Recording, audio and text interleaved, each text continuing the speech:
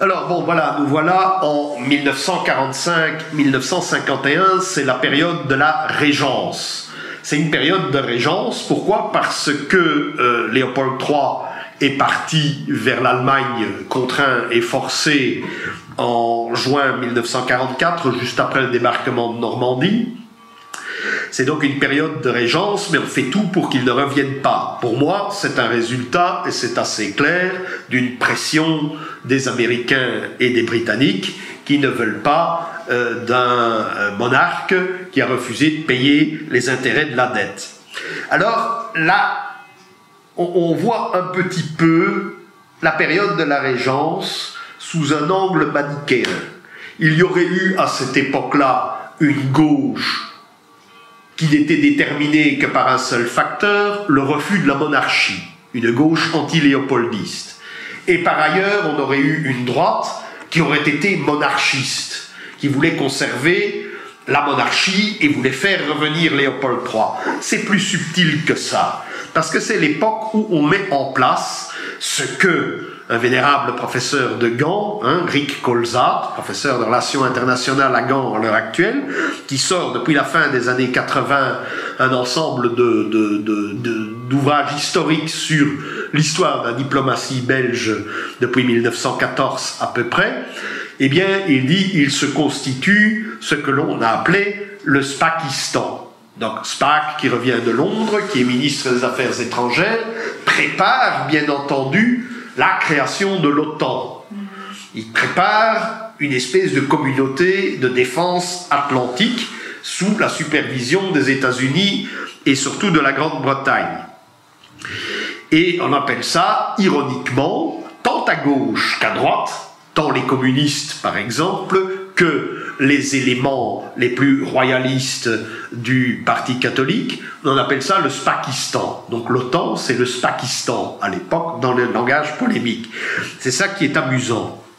Donc, il y a eu des manifestations communes d'ultra-royalistes et de communistes à Saint-Gilles contre la venue de Churchill et contre le Spakistan. Ça, c'est par exemple un élément de la vie politique bruxelloise qu'il serait intéressant de réétudier aujourd'hui, puisqu'on avait les partisans de la souveraineté nationale dans la personne du monarque, qui s'opposait à cette dissolution complète et définitive de la souveraineté nationale dans un machin qui allait devenir l'OTAN et qu'on appelait le Spakistan, et par ailleurs il y avait une gauche plutôt communiste qui voulait conserver une certaine souveraineté nationale, un certain lien avec l'Union soviétique, etc.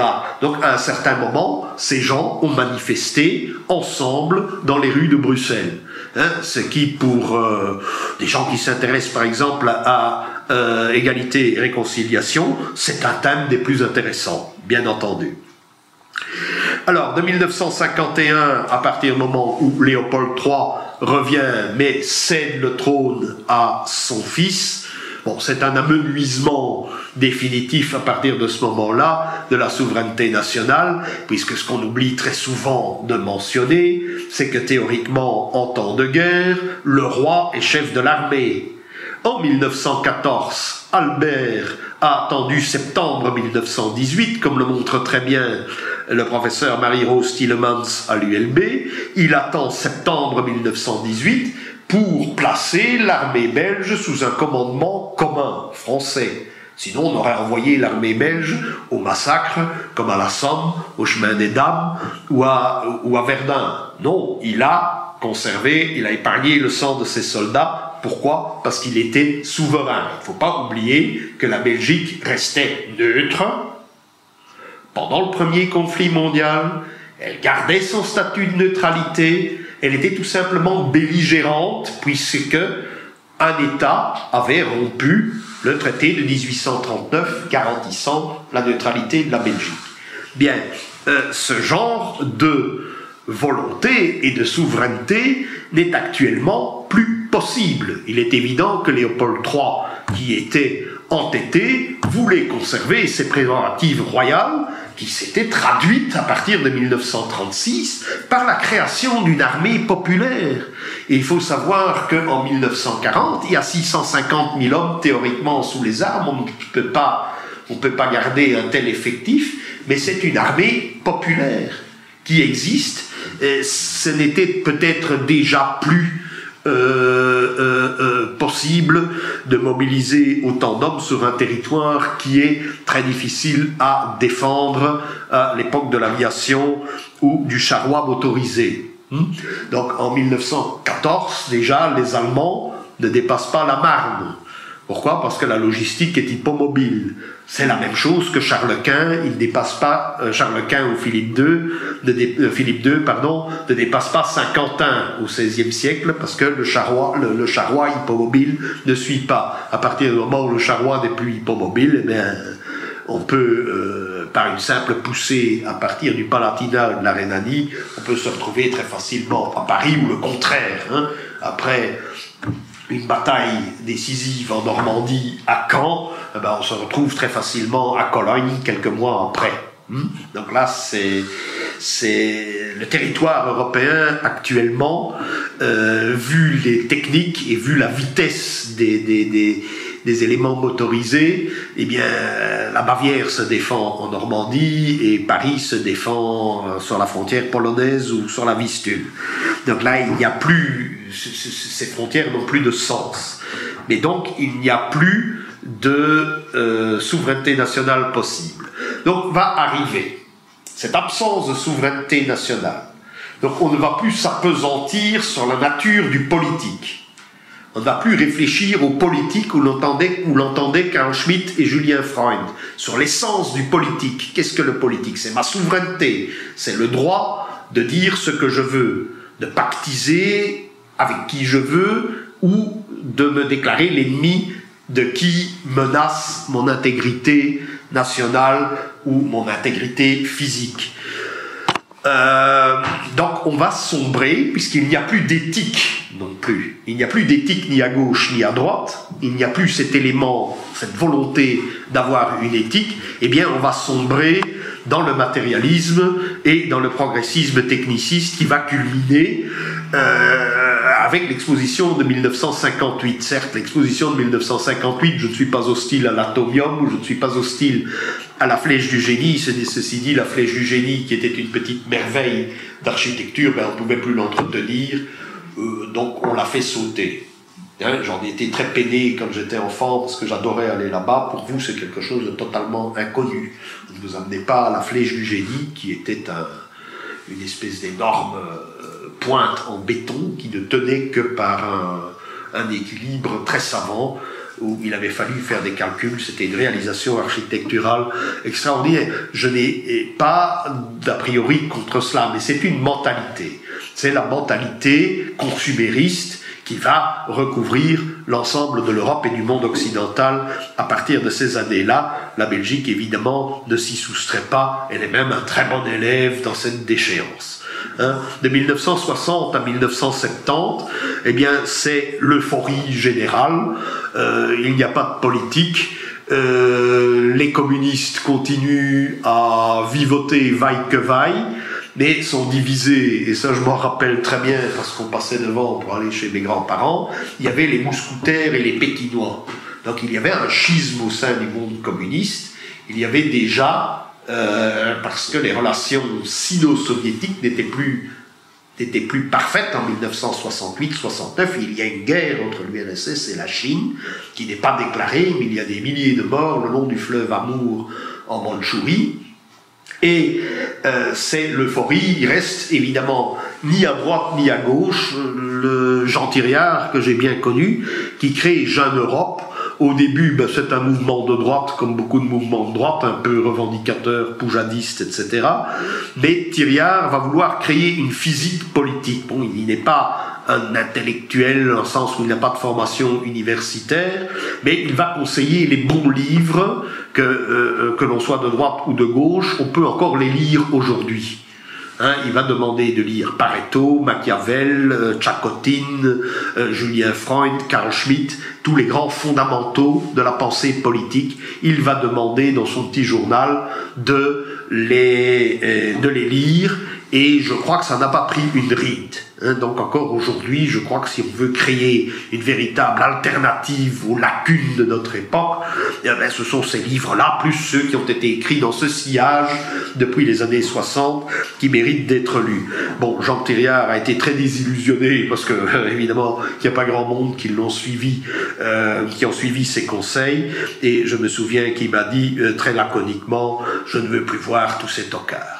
Bon, donc voilà, il s'agit de suivre un peu cette injonction. Donc en 1970-1980, ces années-là sont marquées essentiellement par la crise pétrolière qui frappe toute l'Europe occidentale, parce que, et ça c'est quelque chose d'entièrement nouveau, qu'on ne conçoit plus maintenant et qui nous ramène à pieds joints dans l'actualité.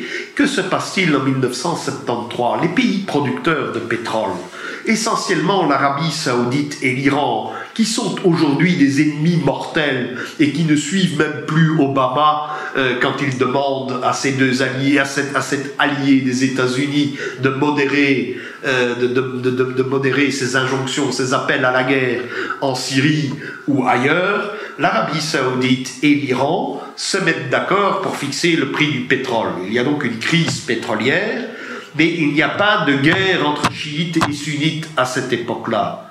Donc il va falloir, à partir de 1973, éliminer l'un des deux. Ce sera le Shah d'Iran. Bien, ça c'est une crise qui va se créer et dont on voit les retombées aujourd'hui, mais dont on ne nous raconte plus la généalogie. C'est ça le grand drame de la conscience politique que nous appelons de nos voeux, tant à gauche qu'à droite, c'est qu'on ne voit plus la généalogie des phénomènes qui mettent le Moyen-Orient à feu et à sang aujourd'hui et qui ont des retombées sur l'ensemble du jeu, sur la totalité du jeu des alliances dans le monde. Donc de 75 à 80, que voit-on se passer sur la petite scène qu'on qualifiera d'extrémiste, mais c'était uniquement là qu'on s'amusait à penser la politique internationale, évidemment. Donc de 1975 à 1980, qui sont les années de mes études, qui sont les années où j'arrive à l'université, où je participe avec l'un ou l'autre à des débats, bien qu'il y en avait bien trop peu à mon goût à l'époque, c'est la crise de la gauche. Donc j'ai vécu de très près la crise de la gauche. Il n'y a pas encore une droite musclée, digne de ce nom dans ces années-là. Donc nous voyons la crise de la gauche. Et la crise de la gauche, elle a lieu pourquoi ? Eh bien, parce qu'en 1972, que se passe-t-il ? Un coup de théâtre extraordinaire, et on l'oublie. Et on l'oublie. C'est que Kissinger va voir Mao Tse-tung et qu'il y a la paix entre la Chine et les États-Unis qui deviennent des alliés contre l'URSS. Alors que la guerre du Vietnam n'est pas terminée et que les États-Unis luttent contre le Nord-Vietnam. Alors que va-t-il se passer par la suite ? Les Soviétiques vont continuer à soutenir le Nord-Vietnam, qui va battre les Chinois sur la frontière sino-vietnamienne, et alors les États-Unis et la Chine vont soutenir, et on l'oublie, Pol Pot au Cambodge, pour attaquer dans le dos les Nord-Vietnamiens qui vont gagner la bataille avec tout le matériel qu'ils ont gagné au cours de leurs opérations. Donc voilà un petit peu la situation géopolitique en Asie orientale à cette époque-là, en Extrême-Orient. Mais c'est la crise de la gauche, parce qu'on les a vus se disputer et s'écharper entre partisans de Moscou et d'Hanoï, entre partisans de Pol Pot, entre partisans de la Chine, etc., alors que cette donne géopolitique n'existait plus. Il n'y avait plus un bloc communiste de gauche homogène, et il y avait un bloc occidental qui demeurait homogène, et malgré tout les États-Unis de Kissinger dirigeait les opérations, dirigeait l'ensemble du jeu. C'est à partir de ce moment-là qu'un personnage comme Brzezinski, qui va organiser toute l'effervescence en Asie centrale le long de la route de la soie, va tenter de disloquer l'Empire soviétique. Donc le paysage idéologique entre les années 70 et 80 est marqué par là, et ce sont les années où nous commençons à réfléchir autour d'une table où nous n'étions pas beaucoup plus nombreux que nous ne le sommes aujourd'hui, et tout ça c'était les sujets à l'ordre du jour.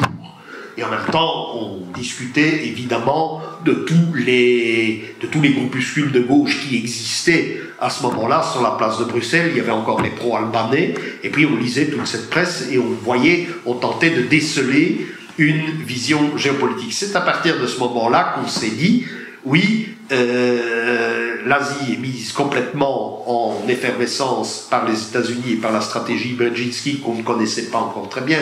Brzezinski était encore très discret à l'époque, il n'apparaissait pas sous les feux de la rampe. Il n'y a d'ailleurs qu'un premier livre sur Brzezinski qui vient de sortir il y a quelques mois et que j'ai trouvé à la librairie anglaise ici. C'est le premier livre quasiment qui regroupe des études faites par tous ses collaborateurs et par tous ceux qui ont observé ces démarches au fil des décennies. Bien, donc 1980-1990, on reste dans la logique de la guerre froide en Belgique et on ne pense pas plus loin.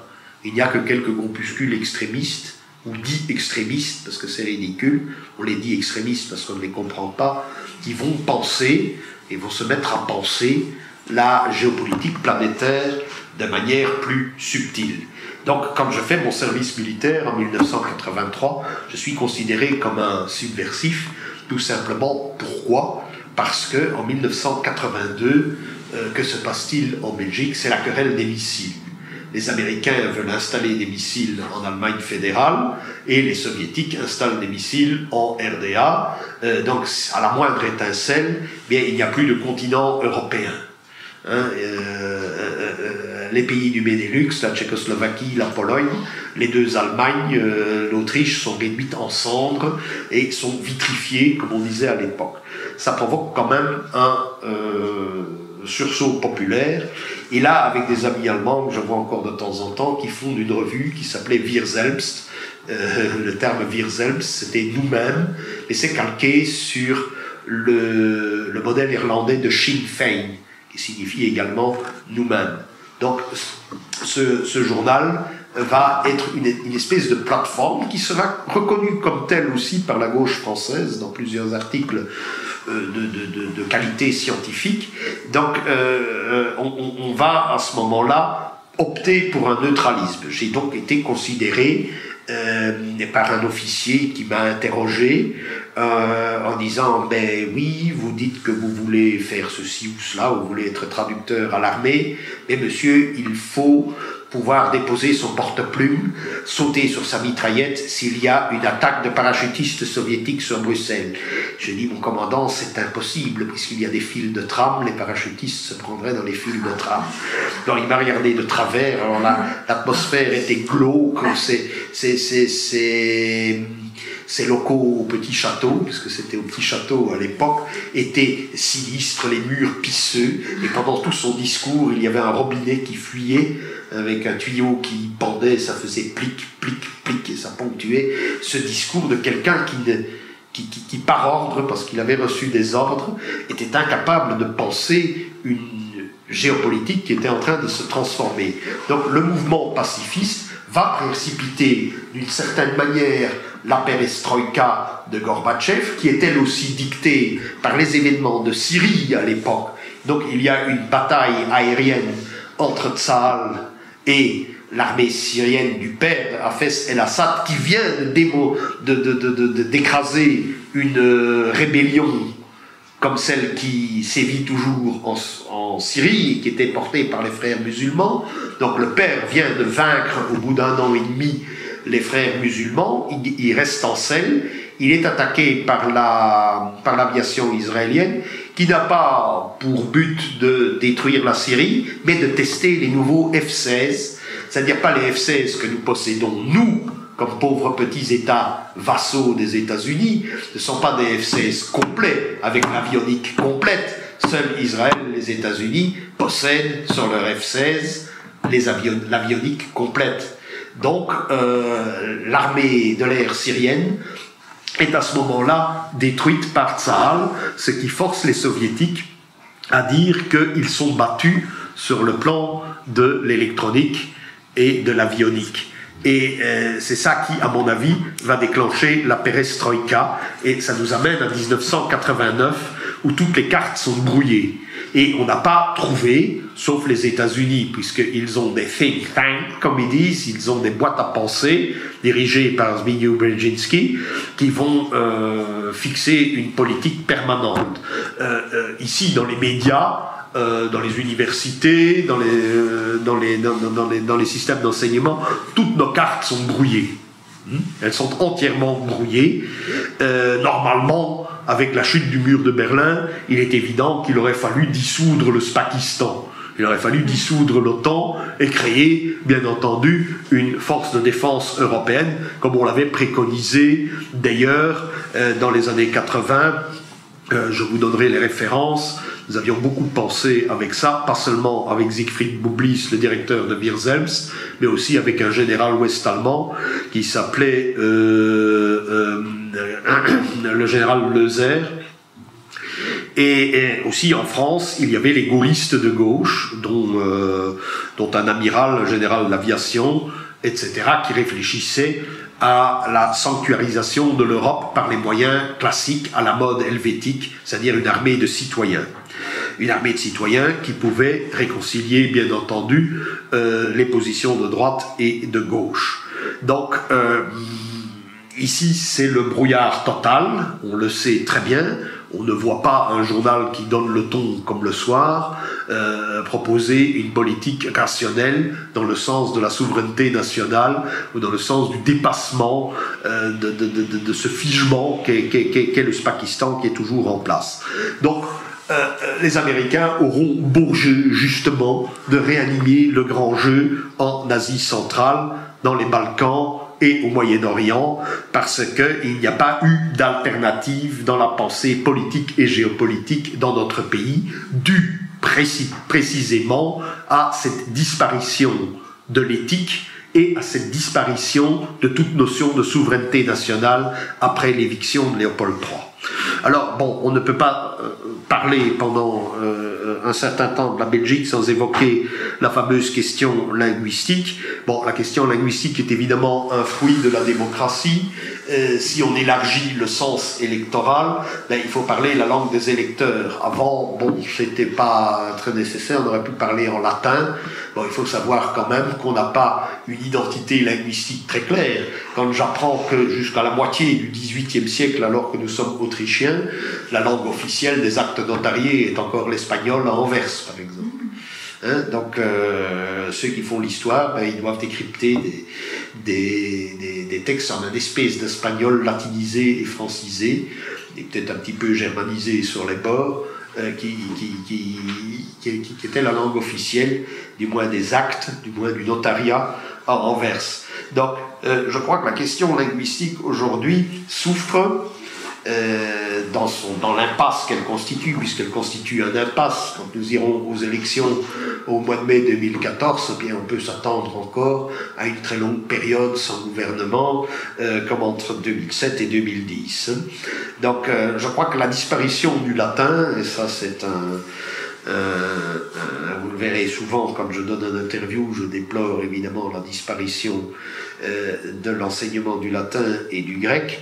Ben, la disparition du latin fait que le français n'est plus connu comme il était connu en Flandre avant. Il a été abandonné, le latin est abandonné, le français suit au profit d'un mauvais anglais. Hein.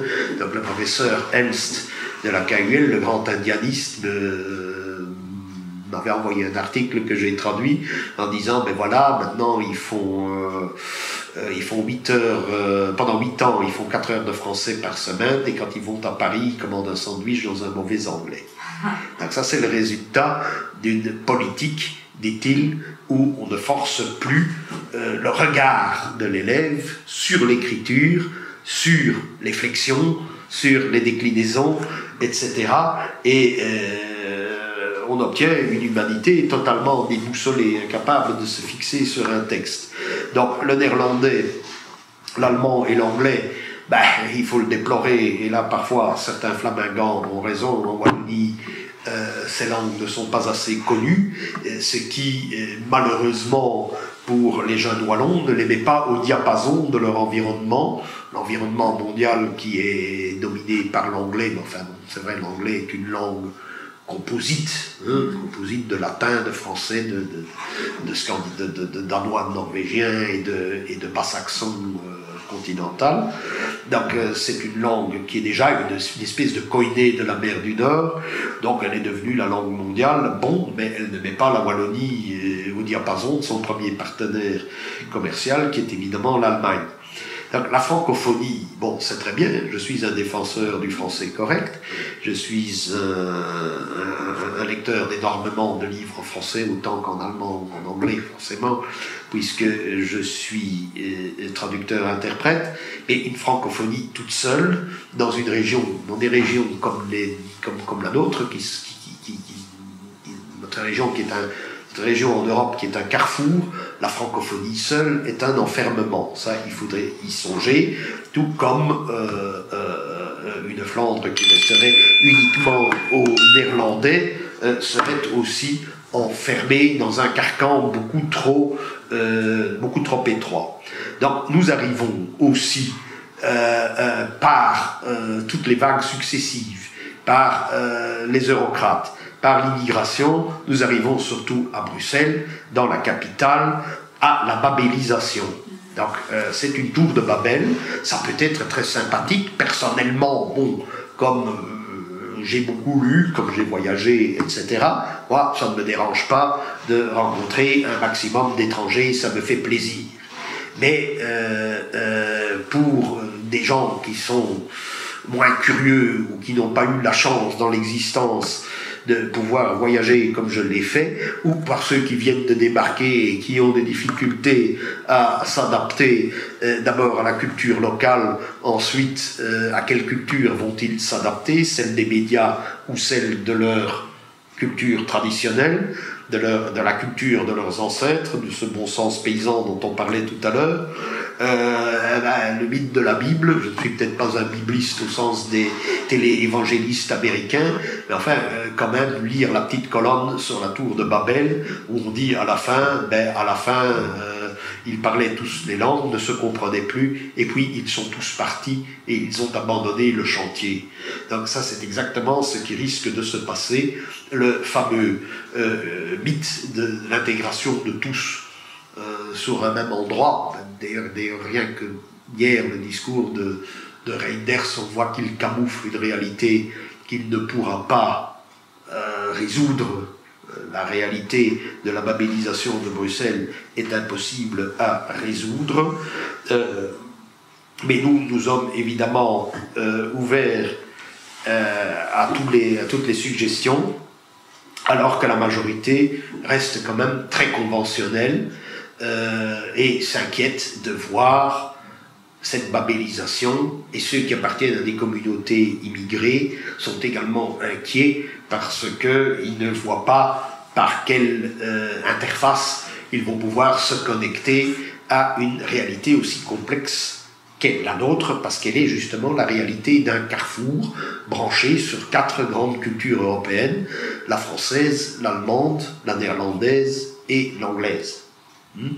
Donc c'est une difficulté, tout le monde accumule les difficultés dans une société comme la nôtre, et il est très difficile de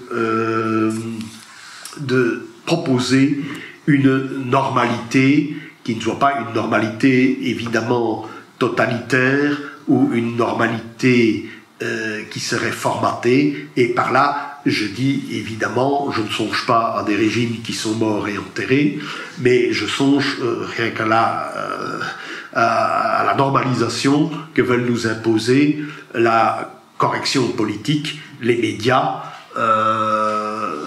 le discours dominant, ce n'est pas une solution. Bon, moi, je vois une révolution, j'aime le dire avec humour, je souhaite pour ce pays une révolution qui débouche sur une convivialité bruegélienne. Je dis pas ça pour rigoler, c'est-à-dire l'attraction la plus prisée de l'Expo de 1958, ce n'était pas l'Atomium, c'était la Belgique joyeuse, qui se trouvait à côté, un village bruegélien du XVIe siècle en carton-pâte qui a péri sous les coups incessants des précipitations du climat, mais doublé évidemment de ce culte de la Renaissance que l'on repère, comme le dit très exactement cet ouvrage La communauté française sur le français en Belgique, cette volonté toujours de revenir à la Renaissance depuis les Carolingiens, depuis la bibliothèque de Bourgogne de Philippe II, depuis les chambres de rhétorique et depuis le message gréco-latin du cardinal Mercier.